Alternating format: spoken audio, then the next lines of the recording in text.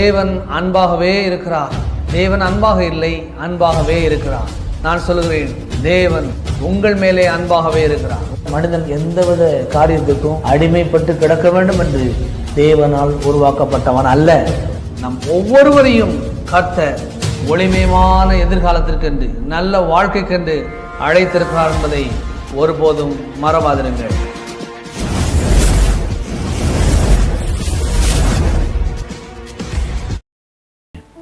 ஆண்டவராய் இயேசு கிறிஸ்துவை சொந்த இரட்சகராக ஏற்றுக்கொள்ளாத யாரேனும் ஒருவேளை இந்த வார்த்தைகளை இப்பொழுது கேட்டுக்கொண்டிருப்பேனானால், ஆண்டவராய் இயேசு கிறிஸ்துவை நான் உங்களுக்கு அறிமுகப்படுத்தி வைக்கிறேன்.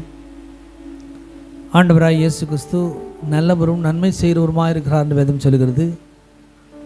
இன்றைக்கி உலகத்தில் நல்லவங்க இருக்கிறாங்க, நன்மை செய்வாங்களான்னு சொல்லி யோசிக்க முடியாது.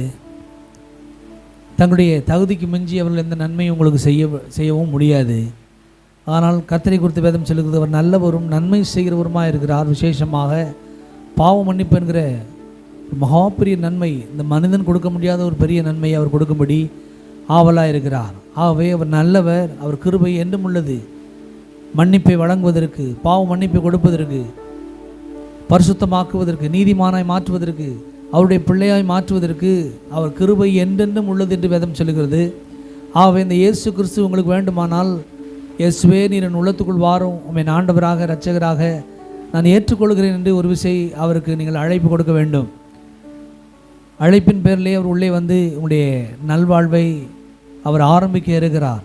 ஆகவே இந்த இயேசு கிறிஸ்து இந்த உலகத்திலே எந்த மனிதனும் கொடுக்க முடியாத ஒரு சந்தோஷம், சமாதானம், ஒரு நிறைவு, ஒரு பெருக்கம் உங்களுடைய வாழ்க்கையில் கட்டளையிட முடியும், கொடுக்க முடியும். விசேஷமாக பாவ மன்னிப்பை கொடுத்து அதால் பாதாளத்துக்கு சென்று கொண்டிருக்கிறவங்களுடைய ஆத்மாவை மீண்டுமாய் அவர் அவருடைய ராஜ்யத்திற்கு நேராக, பரத்துக்கு நேராக கொண்டு போக அவர் திட்டமிட்டிருக்கிறார். ஆகவே இந்த சின்ன உள்ளத்திலே இடம் கொடுக்கிற ஒவ்வொரு மனிதனும் பெரிய அளவில் அவரோடு நித்தியமாய் சாவாமை உள்ள மனுஷனாய் இந்த உலகத்திலே ஒரு நாள் வாழ போகிறோம்.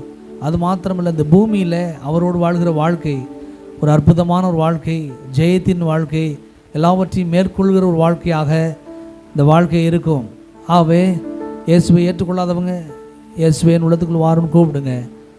வீடியோவில் டிவியில் பார்த்து கொண்டிருக்கிற உங்களுக்கு நான் சொல்லுகிறேன், இது ஒரு மதம் அல்ல. மதத்தை ஸ்தாபிக்கும்படி இயேசு கிறிஸ்து இந்த பூமிக்கு வரவும் இல்லை. மதத்தினால் உங்களுக்கு ஒரு பிரயோஜனமும் இல்லை.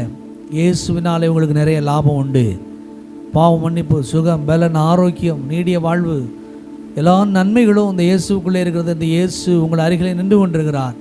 உள்ளே கூப்பிட்டீங்கன்னா இமை பொழுதிலே உங்கள் உள்ளத்துக்குள்ளே வர அவர் ஆயத்தமாக இருக்கிறார்.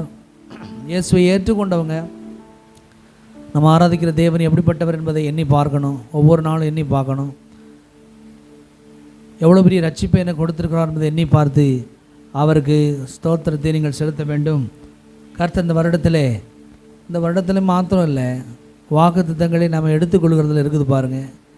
கர்த்தர் என்னுடைய சிந்தனையிலே அடிக்கடி நினைவுபடுத்தின ஒரு வசனம் ஏசாயா 60:22, சின்னவன் 1000 சிறியவன் பலத்த ஜாதியுமாவான். நான் ஆண்டவர்கிட்ட சொன்னேன்னா, சின்னவன் 1000, சிறியவன் பலத்த ஜாதி. 1000 பலத்த ஜாதி.